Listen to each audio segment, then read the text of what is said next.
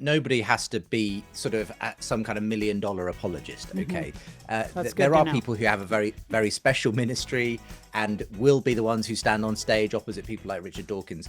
But all we're being really asked to do is to share our faith with the people around us. So it's about answering people's questions, ultimately, is what we're asked to do.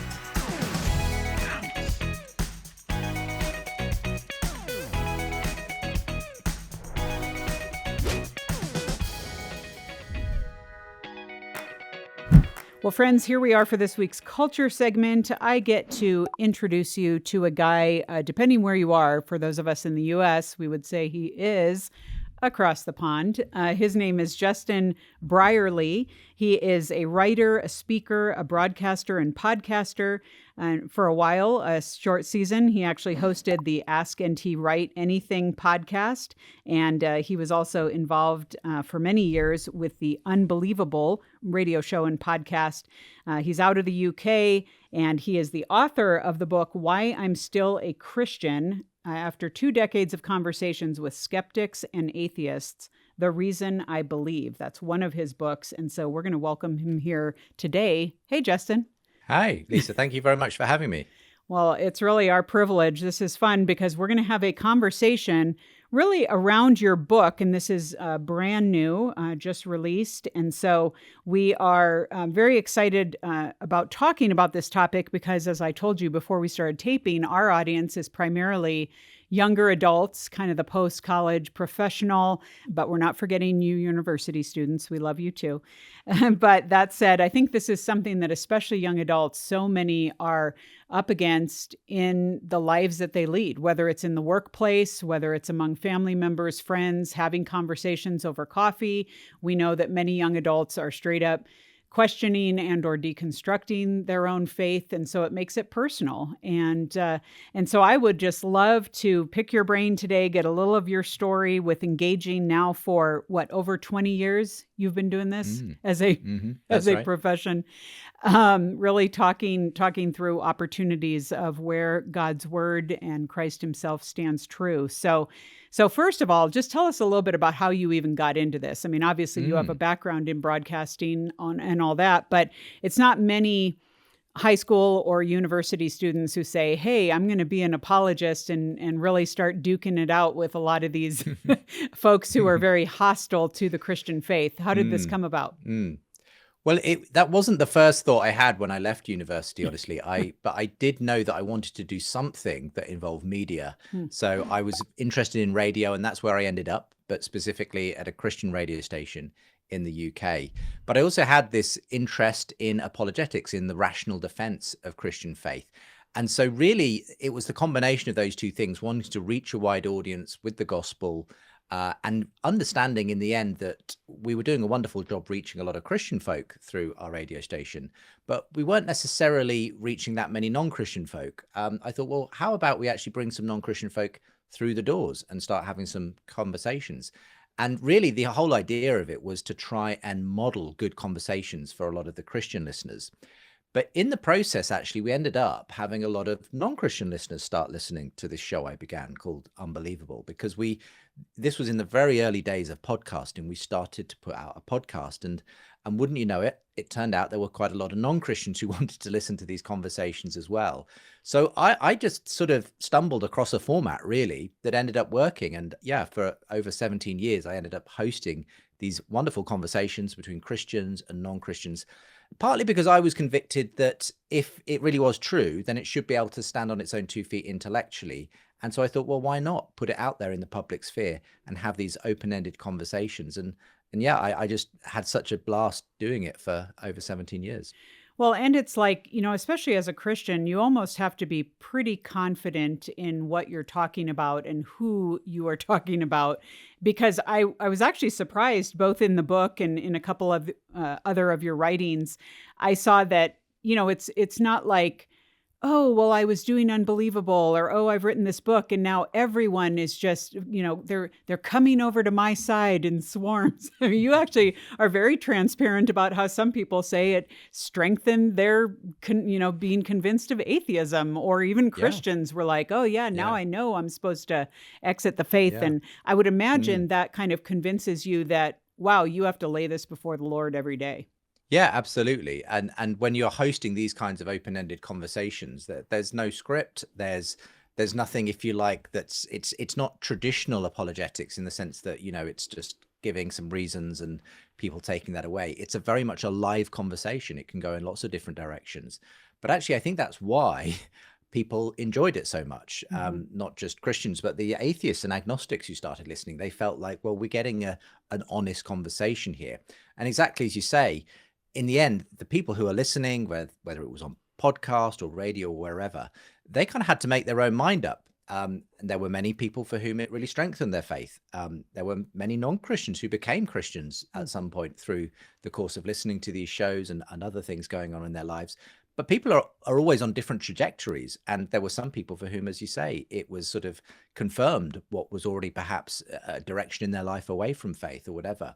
So I didn't feel like I was sort of required to kind of only create one outcome from these things. I was kind of, as you say, laying it before God and saying, well, look, Lord, I believe I'm supposed to host these quite open-ended conversations between both sides. And I'm going to kind of leave the results in your hands. And I would say what happened in the process was that actually it created all kinds of opportunities for God to do all kinds of interesting things. But sometimes it's a really long game that you're playing with these conversations. Very often, somebody who comes through your doors and they're, very much an atheist, agnostic, or whatever, it might be years before you see any movement. And so it was actually walking alongside people, often for decades almost, that where I actually saw things change in some people's lives, moving beyond just the intellectual arguments to often a more personal engagement with faith. So yeah, lots of stories I could tell on that front. But yeah, it was a sort of brave thing to do, but one which I definitely felt God was in as well. Sure. Well, tell us a little bit about, in all these years of conversations that you've had on the show and even elsewhere, what are there common themes that come up? Like if you're talking to your average atheist or agnostic, like what are their biggest gripes about a Christian's claim to faith or, any of the claims of Christ himself? What would you say are kind of some of the common themes that Christians should be aware of as they're talking to their friends? Well, very frequently, one of the first things you would often bump into was the idea that Christianity is hypocritical or it's abusive in some way towards people. That's very often the thing that people have sometimes picked up, is that Christianity can do a lot of damage, perhaps historically because of abuses in the past or in certain parts of the church, or perhaps because of things people have experienced if they've been around Christian communities and they haven't had a good experience. So that's one of the key issues often that you're dealing with at the outset. I think what's really important in those instances is to own up to the failings of the church very frequently. We are not a perfect institution and never have been. But I think it's important then to also point out that the person we follow really is perfect and is still seen by the vast majority of people as the example of what it means to be a truly perfect human being. And whenever the church has gone off track, off beam, it's because they're not following what he was asking. So in a sense, I often found, yes, people certainly had their doubts and questions about the church. They were often actually a lot more open to the person of Jesus and his character, actually. So I always wanted to point people in the direction of Jesus ultimately. But perhaps the other big question, inevitably, that would often come up in one form or another was the problem of suffering and evil. When many an atheist maybe would go through a conversation with someone, perhaps there might be good evidence for God that was being presented from science and history and philosophy or whatever. But we would often then get to the point of, well, if there is a God, then why has he allowed so much suffering and evil in the world? So that's one of the oldest questions in the book, obviously, and one that we return to many, many times. And there are no easy answers to that, but I think there were some helpful conversations that we had about it along the way. Yeah, that's great. I always love it when people can say, it's so easy for people to judge Christ by Christians. And it's just, it's very helpful, I think, for us to be able to say, no, we're not talking about me. I can't stand on my own here, but let's look at Christ. Because again, we can't snap our fingers and just decide that, oh yeah, now we're perfect because we claim Christ. So I think that's a good point. You finally had the opportunity to have a much awaited conversation with probably one of the most famous contemporary atheists, Richard Dawkins. And he had some pretty strong thoughts and feelings about Christians. What kind of came out of that conversation, would you say? Well, the first conversation I ended up having with Richard Dawkins was way back now in 2008. But this was around the time that he had really become well known for a book he'd published a couple of years previous called The God Delusion. And this was in the heyday of what some people called New Atheism. It was this very anti-God, anti-religious, atheistic movement. And so in many ways, the shows and the conversations I was hosting was really responding to this quite dogmatic, dismissive form of atheism. So being able to actually interview him eventually, was like, yeah, getting sort of probably the most famous atheist in the world. And it was very interesting because the conversation took place in the after party of a discussion he'd been having at Oxford University, a public discussion with a Christian thinker called John Lennox, a very well-known professor of mathematics and science at Oxford University. And they'd had a really good conversation on stage, and I was following up with some of my own questions. And one of the questions I asked actually ended up going viral when it was sort of reposted outside of the show. And it was the question of whether we can make sense of morality on a purely atheistic basis. And I mean, if it's okay with you, Lisa, I'll literally read you verbatim the conversation we end up having, because it was quite revealing about whether an atheist like Richard Dawkins can really ground the idea of right and wrong. So this was where the conversation went. I said to him, but Richard, if we'd evolved into a society where rape was considered fine, would that mean that rape is fine? And he said, I don't want to answer that question. It's enough for me to say that we live in a society where it's not considered fine. That's the society in which we live. I'm very glad. That's a value judgment. Glad that I live in such a society. And I responded, but when you make a value judgment, don't you yourself immediately step outside of this evolutionary process and say the reason that this is good is that it's good, and you don't have any way to stand on that statement? And he responded, well, my value judgment itself could come from my evolutionary past. I said, so therefore it's just as random, in a sense, as any product of evolution. He said, you could say that, but in any case, nothing about it makes it more probable that there's anything supernatural. And I responded, okay, but ultimately, Richard, your belief that rape is wrong is as arbitrary as the fact we've evolved 5 fingers rather than 6. And he said, you could say that, yes. And I think you could say that, and you should say that if you're a thoroughgoing naturalist atheist, as Richard Dawkins is. But the problem is, most people don't think about morality that way. Most people conceive morality in a way where there really are some right and wrong ways of treating people. And the idea that it just comes down to the happenstance of the hand that the forces of sociocultural evolution happen to have dealt you just doesn't make much sense to us. We believe that things like rape are really wrong. They're not just the way things happen to have turned out for us. And the reason this particular snippet of conversation went so far and wide is because I think it really showed that it's very difficult to ground the idea of morality on atheism. If it's just about biology, then in the end, whatever happens, happens. But if we believe actually there's some deep part of us that believes there are really right and wrong ways of how we should treat each other, then that means there's got to be a source for that beyond nature. And for me, that's always been a very powerful argument for God.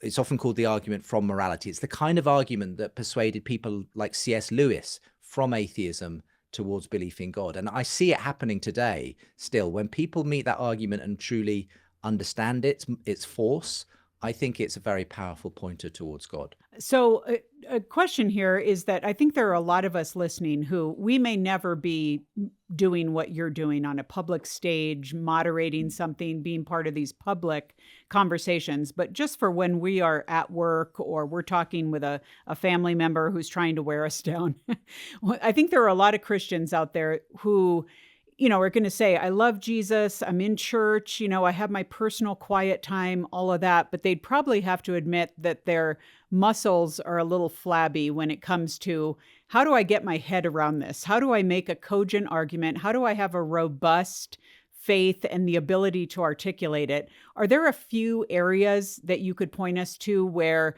maybe we should do a little bit of study or do a little bit of understanding, like, if you can explain.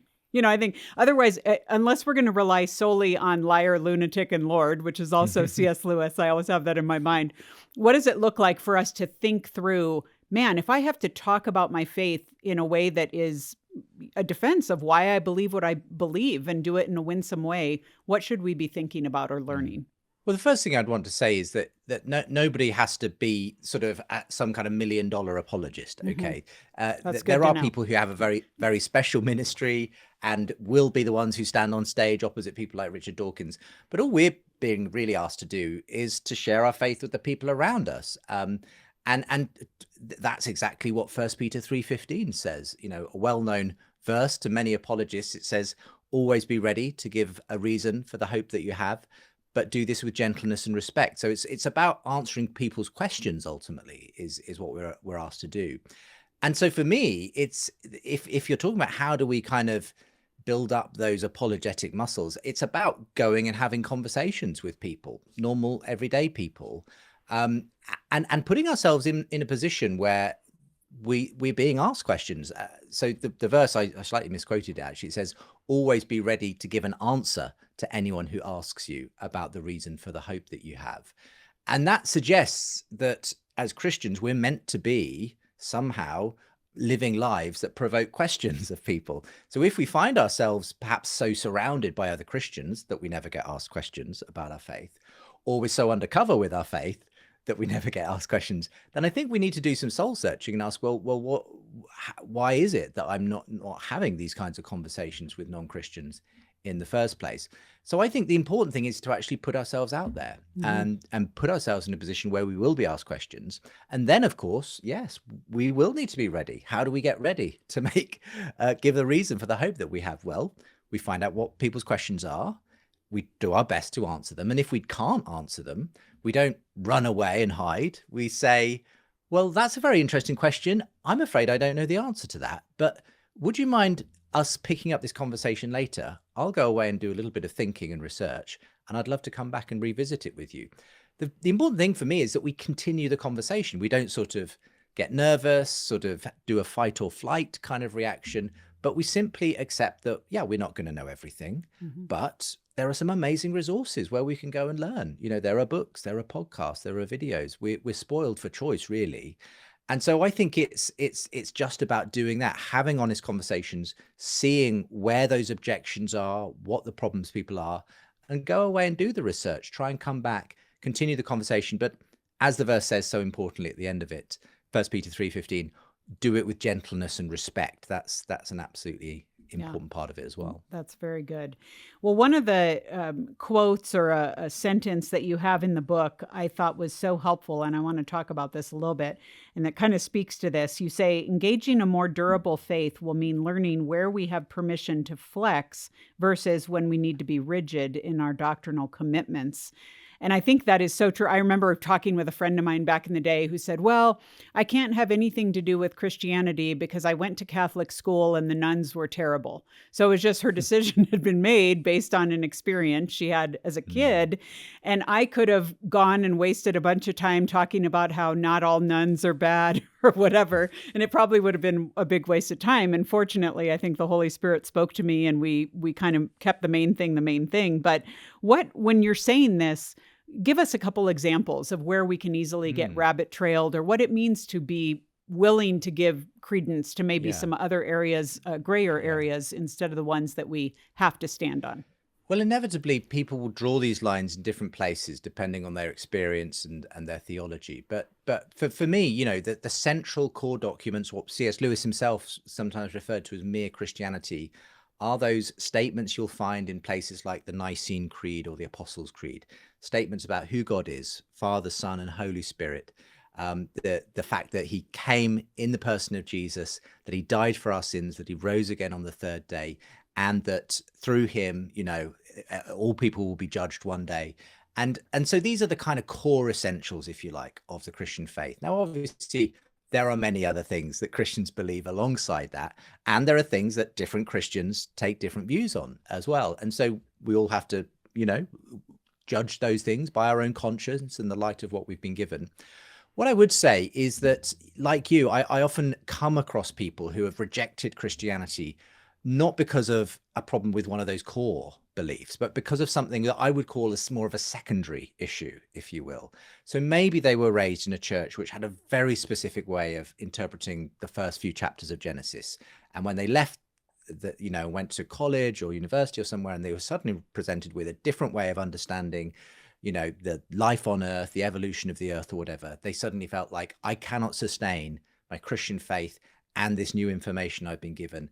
And now the thing is that I think actually as Christians, there are a whole set of different ways of understanding the early chapters of Genesis, all of which can be perfectly complementary with a Christian faith, because I don't see this, a particular way of understanding those first chapters as necessarily completely integral to the foundations of Christian faith. And people are, and that's why many Christians will take different views on young earth creationism or intelligent design, old earth creationism, evolution, and so on. And what I want to say to some of those folk who perhaps have kind of decided to jettison their faith because they haven't been able to reconcile these issues is to say, keep the main thing the main thing. Is Jesus who he said he was? Did he die? Did he rise from the dead? If that's true, then we can work out a lot of the other details along the way, okay? And we can have some important and interesting conversations about the age of the earth and that kind of thing. But if it's true that Jesus is who he said he was and that he died and he rose again, then you've got to take that seriously. You can't sort of abandon the whole thing because you've got one particular issue with one particular area of Christian doctrine. So for me, it is really important to understand what are the primary and secondary issues, those things that we can agree to disagree on potentially, but the things that we kind of need to have central as kind of fundamental building blocks, if you like.